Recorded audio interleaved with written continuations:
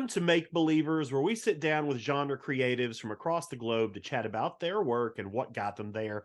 Joining us today are two of the producers behind the third Saturday in October duology. I don't get to use the word duology very much. Currently available on VOD via Dark Sky Films, Frank Crafts and Ian Cunningham.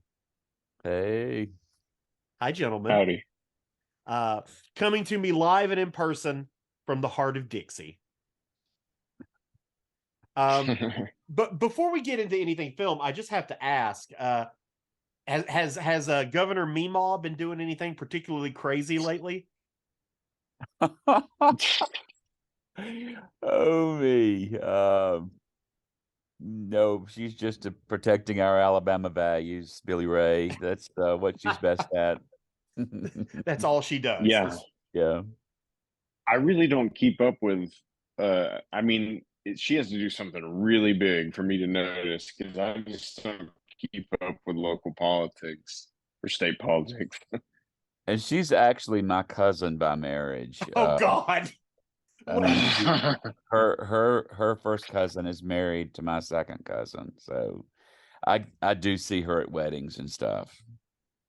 Wow, I did not know we were going to get a personal connection to Governor Meemaw. So that is exciting. Yeah. I think it's fitting since you brought her up. It's fitting that I'm wearing my Montgomery Film Fest shirt.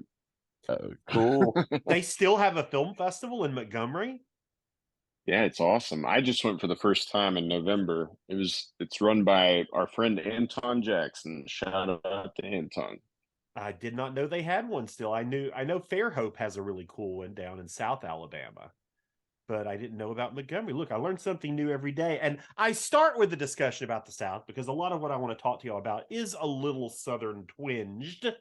And I'm sort of, might as well just start out in earnest that way. So, both of these films are this duology, as I said before, is a word I love saying, are very Southern fried through and through. And I'm curious to kind of kick off. Talk to me a little bit about filmmaking in the South on sort of in a broad way. Like, what is the filmmaking scene like there? Is it easy to get films made in the South, or is it just as difficult as it is everywhere else? What are the pros and cons of filming something in the South? Frank, why don't we start with you? I tell you, people are excited that there is something happening, and a lot of that has improved since Create Birmingham and Film Birmingham have helped lobby to get the film incentives package passed in Alabama because we didn't have anything for so long. And now, I guess 5 years into that program, it's attracted a lot more of the $5 to $30 million productions for sure that never looked at Alabama beforehand. And as a result of that, we're getting more skilled people living in Alabama versus having to come in from LA or Atlanta or bigger markets. So there aren't big grip trucks ready for rental, but I mean there are folks that are building that out. And evidently Matthew McConaughey stopping by local coffee shops, which I just learned Absolutely. about. Ian, what about you? Yeah, I gotta add, I saw last night he's staying somewhere here in Mountain Brook where I live, so I may spot him at some point. But yeah, I guess for years, as I started dipping a toe in, I was just getting into the short film. I mean, nothing big, just like learning with short films. But it just felt like every feature that was showing up here was pretty exploitative, and they still have trouble shaking a bit of that. Like it's just a lot of predatory people swooping in from LA or other countries and going, "Ooh, we can make a film here real quick and barely pay anybody, or promise them that we will pay them and then not pay them at all after we leave, and then just vanish." But I mean, I think that's not as big of a problem now. They're I think it's actually best though when projects. Say that again. No, I was going to say that I know that McConaughey production did hire some local people. I know a friend that's one of the art directors, and they did some equipment rental. They were actually shooting right around the corner from our key grip, David Carroll's house, a couple of Oh days yeah. ago, which was kind of cool. Yeah, But you know, I saw in the local news they're shooting at the same little place where they shot Poppy's scene in Death of Dick Long, like the same Oh, little convenience store. awesome. Yeah, first I ever heard about this when I was in my last visit to Birmingham, which was pretty recently. A buddy of mine was showing me this new space that they had rented for their improv troupe. And we were just down there looking at it, and the guy who owns the place came in, and we were talking. He was like, "Yeah, it's like I guess Matthew McConaughey and them were going to shoot something down here." I was like, "Huh?" And he was like, "Yeah, I guess." He was like, "I guess so." That's my first knowledge of McConaughey coming to the Ham, even though I believe he's been there before with something that he shot. I don't remember what it was, but I remember reading he'd been there before. But it does sound like, and I've noticed too over the last few years. I started noticing it more with like Mike Flanagan's films and like what is it, Saban Films started Mhm. shooting a lot of stuff in South Alabama, and like a lot of that Bruce Willis stuff and like those direct to DV or direct to video stuff. They were all being shot in Alabama, and I think that was might have, I don't know if that was pre-incentives or post-incentives, but now it just seems like, and not booming, of course. It's not like Atlanta, but it certainly seems like it's on the upward trajectory in terms of like filmmaking. It seems to be for sure. Um, It was really booming and then came to a standstill because of COVID, but they're trying to get it going again. Yeah. what do you think the South, or let's say specifically Alabama here, but just in the broader sense, the South as well, what do you think the South could better do to attract more films and filmmakers? Well, I mentioned the tax incentive Yeah. program, and that has helped, but it doesn't help short filmmakers, and it doesn't help indie filmmakers that much because you have to hit that minimum threshold to get any incentives at all. And I wish it were more like the Mississippi Film Incentive Program, where the base is much, much lower. It's like a fifth of what ours is, and that's helped them build their film economy per se because that does help a lot of indie filmmakers more so than the blockbusters. Yeah. Ian. I would say they need to do a better job. I don't want to make anybody feel like there is technically a film office, like a Birmingham film office and an Sure. Alabama film office. And I've been to meetings before through a Sidewalk Film Festival where they would talk about, improving their website or their database. And, the film offices would always counter and say, our database is great. But I think that for some reason, the fact that we have trained crew members in this state and you don't have to fly everybody in from LA or Atlanta or whatever, that word's not getting out, or that people just don't buy it. And the main issue being that even though there are crew members here that are willing and able to, and capable of working on productions that are coming in, there's no studio space, like there's no facilities where you can build a set. So they've been working on that, and that's been a slow process. I remember hearing that Wesley Snipes was on that a few years ago. He was thinking about building a studio here. I don't think it happened though. Well, I mean, if Wesley Snipes is behind it, I'm behind it. White men can't jump, but black men can build studios. Indeed. There we go. Indeed. So like I said earlier, these films very entrenched in the South. So give me a sense, both of yours. Like, Frank, we'll start with you. Sort of what was, I know you have lived a very eventful and storied life, from your tailgating days to your pharmaceutical days to your antique days to your filmmaking days. So I'm curious, when did you get drawn into filmmaking, and when did you feel the itch so severely that you were like, I've just got to do something? Well, before I mean, listen, I'm dating myself, but I used to make short films in Atlanta when I was working for a technology company prior to working in pharmaceuticals. And we were shooting things, terrible things, on Super VHS because we couldn't afford, we didn't have cell phones. We didn't have, digital media was not something we could easily manipulate. But Super VHS looked as closest to film as we could, so I started doing that. But I mean, I got really busy in my career, and then when I had this kind of life-changing auto accident, I came back to Alabama and first off got involved by sponsoring film festivals. I used to sponsor the West Palm Beach Festival, and then I was a sponsor for Sidewalk, and just kind of got in that way. And then Ian really invited me to be on his Scramble team one year, and that was the first time since Atlanta that I had made or even been involved in short filmmaking since I got back. And I guess that was in 2015 or 16 when Ian and I met. Yeah. And just for folks at home who don't know, a Scramble is a 48-hour filmmaking competition. Yeah. Yeah. What about you, Ian? When did you first start feeling the bug? To make films? I guess I shifted gears because my bug was for music for so long, and I thought, oh, I'm gonna be, this was like over 15 to 20 years ago. I was like, I'm gonna be a singer-songwriter in the pursuit of a band. I was not interested in doing it by myself, but yeah, I was constantly writing music, and then finally got sick of it and started, just going nowhere. And all of that passion that I had for music definitely shifted into film around the same time that I became a father. I think it was just kind of coincidental.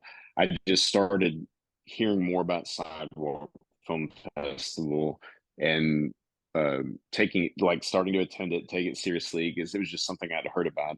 I was like, oh wow, we have a real film festival here, and films are actually being made here. That was when I started realizing that there were little indie films being filmed in Alabama, and so I thought maybe it doesn't just have to be something that I'm a fan of. I could be involved, and so it was just kind of a gradual process where I got in through learning a bit about screenwriting, and then starting to learn all the other departments bit by bit. But never really mastering any of the others, just like trying to get better at writing and acting and producing and stuff. Well, I remember. So, I mean, the person missing from this conversation obviously is Jay, who is the filmmaker. Jay's a little shy, and but Jay, interestingly enough, and I believe I've told y'all this, but I'm not sure before if I have. But it was just very delightful when I saw this movie was premiering at Chattanooga Film Festival, and seeing that Jay's name was on it, because Jay had submitted his first feature to me back when I ran Birmingham Shout back in Birmingham, which was Anthema something. Yeah, Anathema Area Yeah, Net. that's it. And I rejected it. And I just flat out said nope and rejected it. And I remember emailing with Jay when I rejected it, and I remember the palpable disappointment when I told him that it wasn't getting in. And so nothing made me happier than like, okay, motherfucker proved me wrong. Yeah. And so I'm curious, talk a little bit about how did y'all get involved with Jay? We know how you two met. How did you get involved with Jay? And was it just something that sort of naturally formed together? It was like, we're going to make a movie together. Well, Sidewalk was the catalyst, and then Ian was the catalyst for getting all three of us involved. But it started with Sidewalk, and I wanted to make a feature by the time I turned a certain age, and Jay was really ready to make a bigger project. Is 40 the age, Frank? Yes, before 40 I is the turned age. 40, Yeah, that's what I thought. I was gonna make something, and so I had earmarked a little cash for investment for a project, and Jay had this great script that he had been trying, and that's kind of how it started. That's how Third Saturday kind of started, because we were working on another project that actually didn't happen, and then we had the means to start to go forward with Third Saturday when we didn't go forward with that other project. And what about you? How did you meet Jay? I know you met him a while back. Is that right, Ian? Yeah, it was exactly 10 years ago at the sidewalk, in the sidewalk sports block. He had a rap video, and that like he performed in and he directed. And I had that was the first scramble that I did was 2013. We won that scramble, and so we automatically got into the festival. But yeah, I met him. I was like immediately starstruck. I was like, I got to work with you. I'm fascinated by this, whatever this is. It was like this alter ego of his. And then I started seeing him around a couple years later at the festival again. He was there. Yeah, he was there 2 years later with the movie that you rejected. They eventually took it. He's very persistent, and he got in 2015 with Anathema, and then he kept getting rejected on the next movie. But he finally got in, I think, on the third try with the Nobodies, and then that's kind of what made him take off. Yeah. Um, were there any concerns? I mean, obviously you had the scripts to go off of. You knew what these films were. And for folks at home who don't know, these are loving homages to the slasher film genre of the 70s and 80s. And two parts, as I mentioned earlier. Part one is actually part 5, and part 2 is actually part 1. And I find that to be wonderfully confusing to projectionists everywhere, as I found out at my film festival here in Seattle when they almost played the wrong one first.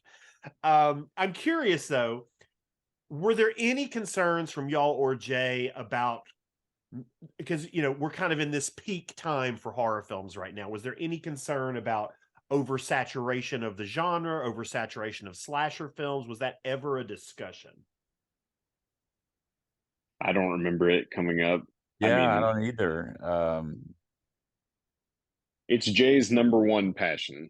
And I Yeah, don't think Jay's ever going to care, if there's too many slashers or not enough. That's right. definitely always going to be his first choice. Yeah, Although and he is interested in other subgenres, that's definitely his favorite one. And I was looking at it from from an economic standpoint, because horror seems to be yep. the easiest way to make your dollar back, and that was one of the driving forces why I was interested more in horror than other genres. It's the most investable genre for sure in my mind. Like, Yeah, especially now, this post sort of horror surge where you can see like you see these tiny films that'll just pop up in like AMC's, even around me here in Seattle. I'm like, what is this film? Like, how is this yeah, getting a theatrical release? But they're like putting these films into theaters now because they make money and they do well. And like, you can't count on "Are You There, God? It's Me, Margaret," but you can count on "She's Alone in the Woods." yeah. I feel like the only stronger sure bet would be faith-based horror. Sure. There is a faith-based That's, horror film out this year. oh yeah. Nefarious, the first Oh, wide I've release heard of that. first wide release faith-based horror film. It's about demonic possession, I Oh, think. And I think it did okay. It made a few $1,000,000, so it did okay. I yeah, think to I've heard of it, but I had no idea that it was that like niche, I think I knew that the horror genre was on a major resurgence when Terrifier 2 did so well at the box office. This gory $150,000 just like gore fest, and it made millions of dollars. I was like, okay, horror is certainly here and not going anywhere now. Have you noticed any talk about the audiences that the film has had? The film is on the theater circuit right now. You can find it at different theaters all over the place, except weirdly in the South. And so talk about what has the reception been between like your hardcore horror fans versus sort of your general movie going audience? I tell you, we screened in Decatur, Alabama, at the historic Princess Theater, which was a great venue and I mean, Billy Ray, there were 90-year-old women at that screening going, "Oh, look, there's Catfish Cabin." I mean, they were just starstruck that we had shot a movie in North Alabama and came to it. It But wasn't just old ladies who were excited about Catfish oh, Cabin, hell right? no. No, it was a lot of Yeah. folks. But we had I mean, it was a love fest for sure in Decatur.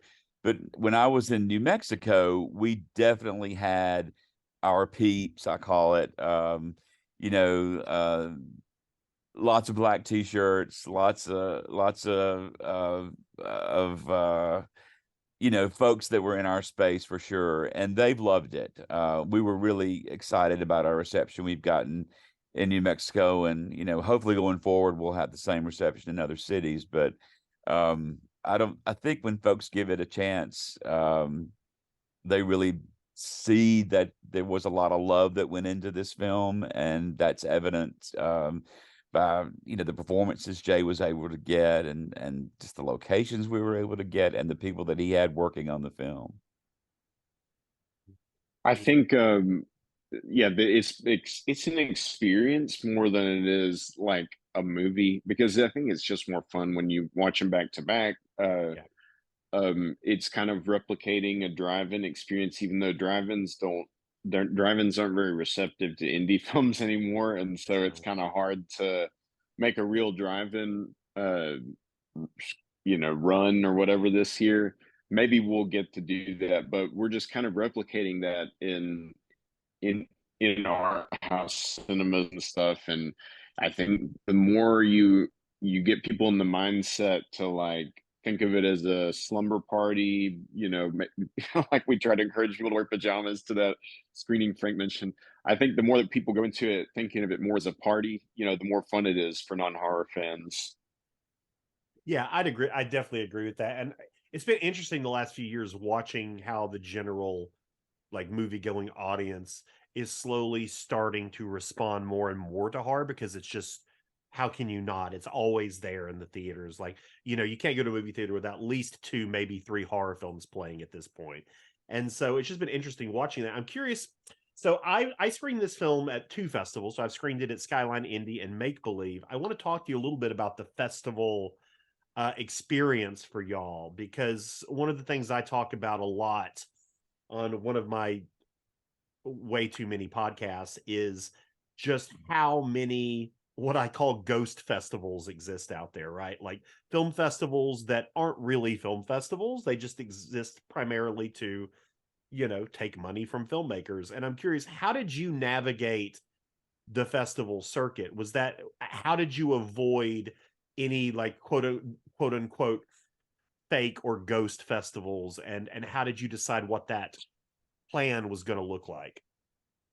I've never had I've never been a victim of that, I guess, because I'm pretty like in the early years when I was familiarizing myself with Film Freeway, I guess I did a lot of research. And so I I don't submit to those festivals. I guess it's probably safe to say some of them were reaching out to us, especially like there were some all over England that were Yeah. fascinated with what we were reaching out, and then we would say, okay, here's the screeners, and then we would never hear back. I mean, not just England, but like all over Europe. I feel like there was one in Belgium. I don't know. I don't. Maybe they're reputable festivals, but they just kept coming out of the woodwork and finding out about us online and saying we've got to know more about these films.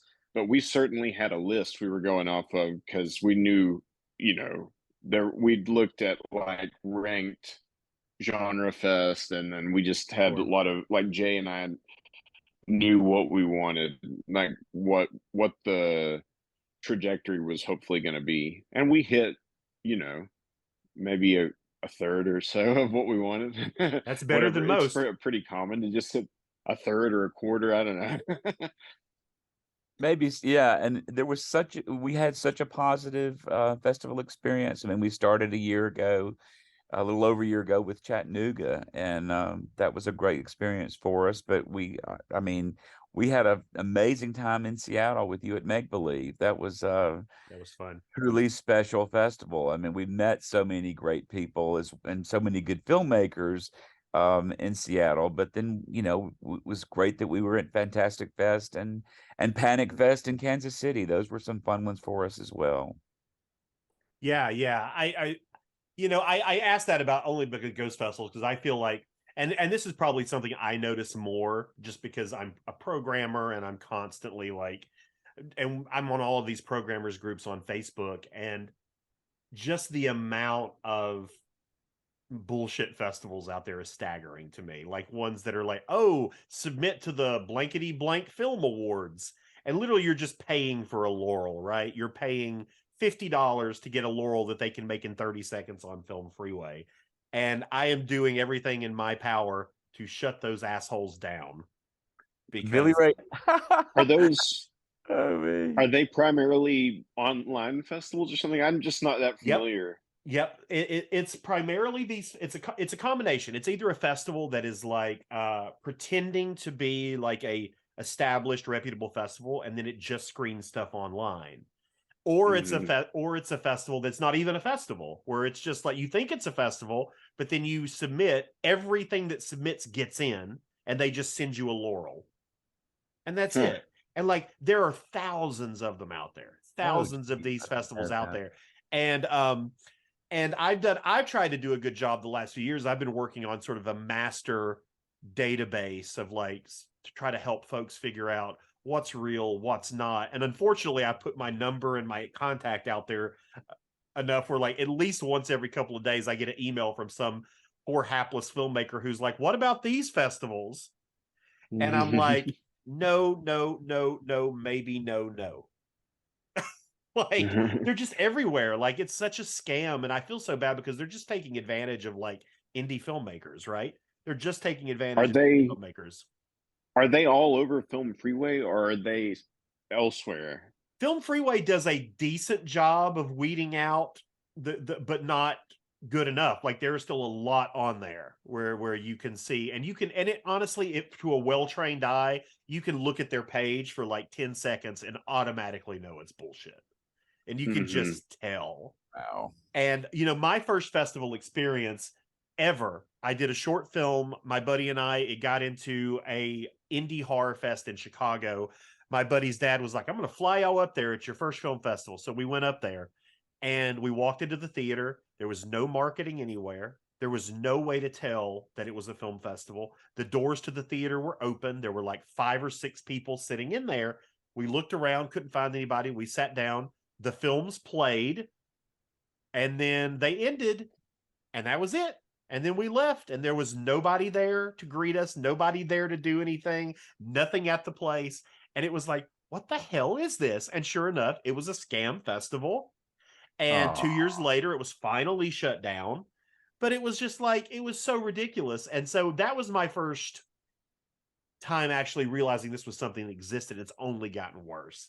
But that's not what we're here to talk about. I could go on for 2 hours about how film festivals. Well, you're educating us, and I had no idea it was that prolific. Well, see, y'all did the right thing, though. You did what you should do, which is you sit down, you do your research, you make your list, and, you know, you don't allow yourself to get sucked into these little, you know, rabbit holes of these like film awards and film festivals. Because, you know, whenever I see a film that has 60 laurels on it, I know that film is terrible. I know it's terrible. Like if you've got 60 laurels on your film, you don't have a good film.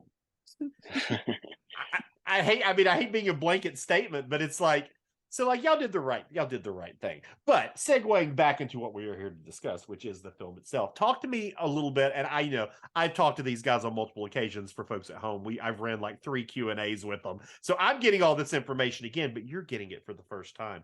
So talk to me. So you're shooting this in Alabama. You're obviously utilizing Alabama people to make this film, but you also managed to get some pretty interesting people involved. Also, I'm thinking of your composer, who I believe is now a Grammy winner. You've got Eller Coltrane from Boyhood. Talk about how these sort of disparate people kind of came together.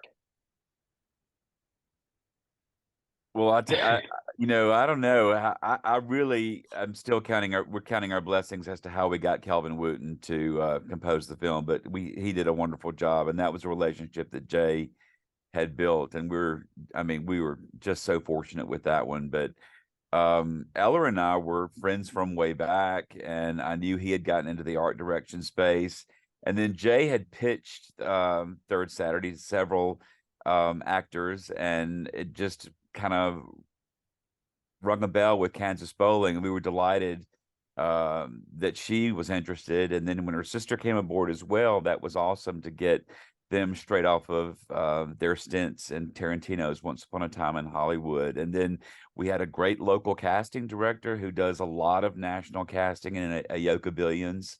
And you know, Ian and Jay and I looked at a lot of actors from all across the country for these roles. And you know, actually, there aren't that many Alabama actors in the movie, but there are some. I mean, notably Tom Hagel, Joy Witt are in part 5, and then several others in part 1. The elusive Robert Hill. Right. And Yeah. the not so. So I'm going to do an impression of someone right now, and I'm going to see if you can guess who it is. I used to be the stalker, but I'm over that now. He was in your film. I don't want to say his name. Say it, Ian. I do that loving. It's a loving impression. You talking about Jim? Jim Brookie, you got it. Okay. You know, when I did films, Jim was in several of my things, and I feel like I acted alongside Jim. I feel like 20 different times. Jim is everywhere, and Yeah. he's a madman. I just didn't. It's not like I thought I was gonna summon him like Candyman or something. I just was like, I He don't just want him pops to up think behind that you like, we're like, I'm I here don't over want your him to shoulder think we're now. like teasing him or anything. I love Jim. No, I love Jim too. It's a loving impression. It's a loving impression. I get a kick anytime he shows up in anything, because he shows up in everything that is made in Alabama, I feel like. Well, yeah, I mean that's part. I mean, Jay and I were like, we got to use him. Like, we got to make sure he's got a cameo. I've definitely collaborated with him in various things over the years. But yeah, bringing in I know you didn't specifically ask, but Owner, I just texted Owner a couple years ago, like at the height of the pandemic. We were in the middle of shooting, and Jay and I had been kind of joking around, like we knew him through Sidewalk, and we're like, what if we asked him to do a cameo? And I was like, I'm gonna text him right now. And I didn't expect him to say yes, but he immediately said yes. He didn't really have any questions. He's like, when are you shooting? And I told him, and he's like, you know what? I'm actually gonna be in North Carolina visiting family then anyway. So you don't have to. He's like, I'll just swing by on the way back. It's like driving from I'll North Carolina to swing Alabama by on the way 8 back to hours New York. before I 10 hours, yeah. Yeah, he was so accommodating. He's so collaborative. We're like, we're really low budget. He's like, I don't care. It sounds like a lot of fun, you know? Yeah, that's Owner. So For folks who don't know, Owner directed Pound Cake, which we screened this year as our closing night film. But Owner's, yeah. Oh, that sounds so much like Owner, though, to just be like, sure, I'll swing down. yeah, he was just such a yes man. Such a yes man. And then of course the Lou Temple. You got Lou Temple in there as well, who most people know. Yeah, he was ton of character Jay. roles. Yeah, Jay and I had met with him a couple of years ago for the other big budget thing that we were trying to get going. And yeah, so we had already had a meeting with him about possible collaborations because he was in town shooting something else in Birmingham. But yeah, it was like Jay just kept talking to him. He was like, "Oh, we totally like like we've changed the game plan, but do you still want to do this?" And yeah, he was into it. I got to go back to Kelvin. That was just such a big payoff because I was trying to get a childhood friend to be the composer, and we'd gone through a few rounds of getting samples from him, but Jay kept saying, I really want to work with Kelvin. He had met him through the hip hop community in North Alabama because, you know, Jay, like I said, Jay has got a lot of experience making music videos for other artists. And so yeah, I mean, Kelvin's produced so many people up in that region, but also nationally. And so Jay just kept going, I got a good feeling about Kelvin. We really got to work with him. And then, like, in the middle of all of this, that's when he finally won his first Grammy. So it was like, you know, Jay's definitely got an eye and an ear for that sort of thing. Yeah, it worked out great because the score's fantastic. So yeah, he did a tremendous job. we Yeah, had to, we're very we had excited that, for yeah, and that stipulation that we had to get him that 70s cat synth for him to do it, but and we can't use it again because that was part of the deal. But he did some magical things with that synthesizer. Talk to me briefly. I want to know from both of you. Now you've seen the film 150 times each, if not more. What now? And I think I've asked you this in various points because I'm interested to see how it progresses and if it progresses. What is the moment of the film that makes you proudest? I mean, obviously the whole film, right? Obviously the whole film you're proud of. But if there's one moment of the film where you're like, this is it, like this is the moment for me, what is it? I'm sorry. I'm realizing my little puppy over here has been whining and now is like shaking. So I hope that's not too distracting. Oh, I didn't even notice it. Okay. But yeah, he's just staring at me and whining, like, please touch me, please hold me. But I gotta say, I mean, Poppy, my daughter, stars in part 5. So I gotta say, that line she has outside Catfish Cabin, the way she delivers that line when Holcomb says, he only comes out on the third Saturday in October, and and she goes, "What's he do the rest of the time?" Like the way she says that line is just, I feel like I can feel it in every fiber of my being. Like I'm like the choices that she was making. She was only 9 years old at the time, and the way she delivers some of the lines just astounds me. Like I never would in a million years think to deliver some of the lines the way that she does. Well, I guess we know whose genes that talent came from. I Frank, what don't know. about you?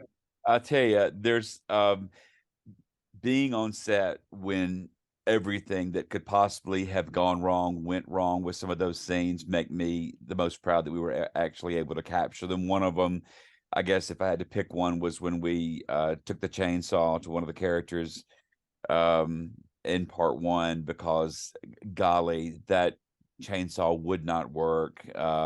It did play out. We had to be very creative with how we captured that scene. So when I see how it looks on screen now, I'm just amazed and proud of how, something can happen out of a great big pile of crap, because we had so many obstacles getting what we've got on camera in that scene. Yeah, those are always my favorite moments too. It's the moments that you think are going to be a disaster that end up somehow coming together. And those typically end up my favorite moments too. We didn't all make the selfish choice and go with our daughter. I'm kidding. I'm Oh kidding. well, that wasn't my choice. I will tell you that Jay wrote that for her. Nice. After seeing her in Death Long, like he wrote the part for her, and I said, I kept saying, I think we can do it. I gotta talk about it a lot with my wife, because she was, like I said, 9 years old at the time. I was like, I don't know if she's gonna want to do a slasher. I don't know if we're comfortable with that. But he wrote it for her if she was willing to do it and if we felt comfortable with it. And after I read it, I can't remember if my wife read the draft of the script, but she was like, I mean, as long as it's a healthy work environment on set, it can work out. And Poppy was very excited because she hates auditioning like everyone does, but she loves being on set. So she immediately was like, yeah, I want to do it again. So listen, casting directors, if you want to offer someone a role, offer it to Ian's daughter. Just don't make her audition. I mean, yeah, she was represented for a while, but she hated that whole thing. So she hasn't auditioned for anything in like a year and a half or 2 years, but she's always willing to work with local filmmakers as long as they're offering her the part. Well, so the film's out there now. It's on VOD. You can get it anywhere. It's still popping up right in my first few clicks on Amazon. So it's still right up there. And it's in theaters as well. So talk about, and it's with Dark Sky, which has a very good track record of genre films over the last, 10 years or so. I've worked with them on numerous occasions. Dark Sky / MPI. Talk about working with them. What's it been like to get the film out there, to finally have it in front of eyeballs? Obviously, Frank, you're traveling around a lot to a lot of the screenings, and just talk about that feeling of having something that you put so much time and money and energy and having it out there in the world. That's got to be super gratifying. I think they've been a very cooperative partner, and I think we're really lucky to have them behind in our corner. They've been they've been very successful at booking the screenings, and again, we were delighted with the package that they were able to offer us, and they were definitely on our short list of folks that we wanted to work with, and I think we're just really lucky that we are being able to do that. Yeah. I think, yeah, for a first foray at this level of filmmaking, it was pretty exciting to get to work with a company like that that is so transparent and so old fashioned. You know, a lot of people might want to be with like an edgier distributor or something, but I feel like when you're learning like we are, it was very helpful to be with a company like this, and our point of contact there is so patient and educational, and like he's just been so, like, we've learned a lot through the process, and I don't know if we could have had our hand held with another company the way that we have. So, Yeah. you know, I mean, they're a little old fashioned. We were told that going into it, but that's a good thing in a lot of ways. Yeah, I don't think there's anything wrong. You know, as a programmer, I've got that list of like companies that I like working with and companies that I don't. And Dark Sky has always been on the pro list because, you know, they understand the importance, especially in the genre world, of getting films in festivals. And a lot of companies now are like not shying away from it, but they're not as receptive to it. There are a lot of companies out there that are just like, we don't want to do festivals. We're just going to drop straight to VOD, or we're going to do this. And it's like Dark Sky's not like that. And that's what I like about them. They're easy to work with. They want the films to be seen. And so I was very excited when I saw that they took on these films because it seemed like a really good fit. And old fashioned, that's a good thing. Like, I still haven't Yeah. seen a single breakdown of sales from my film, and that was back in 2016. I've still yet to see that from our distributors. So the fact that you're getting anything is a miracle. Yeah. It's Well, and I'm sorry. I'm sorry. I know that you're probably not done, and you're probably going to want to edit this out, but I'm going to have to hop off the call now. I was just ending right now, Ian. This was my Okay. Okay. last question. I'm sorry. This was I'm my sorry. last Yeah, question, Ian. well, my son is done. I have to hop off like this second because my son's done with the thing at the library across the street. I'm sorry. You go right ahead. I'm going to edit this and make it look comical and beautiful. Okay. I'm sorry to miss the last one, but I'll see you guys later. Yeah, I'll see you soon, bud. Well, Frank, I'll close out with you now that Ian is leaving. I do have one more question, and then we'll close out. What's next for the franchise, if anything? I know that there's rumblings about the future, perhaps. I know Jay's probably anxious to leave this world for a while, but what about you? Listen, I am very anxious to make part 6. That we definitely. I don't know if you've seen our website, the fan site through SaturdayNightOctober.com, but there's an old Angel Fire site that Ian created that kind of takes you through a synopsis of all the actual parts. And it's funny, our distributor actually is really jazzed about part 4, which, in all honestly, we had never intended to making, but if they're for it, we are too. You know, we're gung-ho with the franchise. So, you know, part 4, part 6, whatever we can get. I know Jay is very busy working on some other projects as well, doing a lot of writing. So Yeah. we're anxious to be working again, hopefully in the fall, and hopefully in this franchise, because we certainly think it has legs. Yeah, I think so too. And I think I think whichever one Jay tackles next, I'm sure will be just as delightful as those two.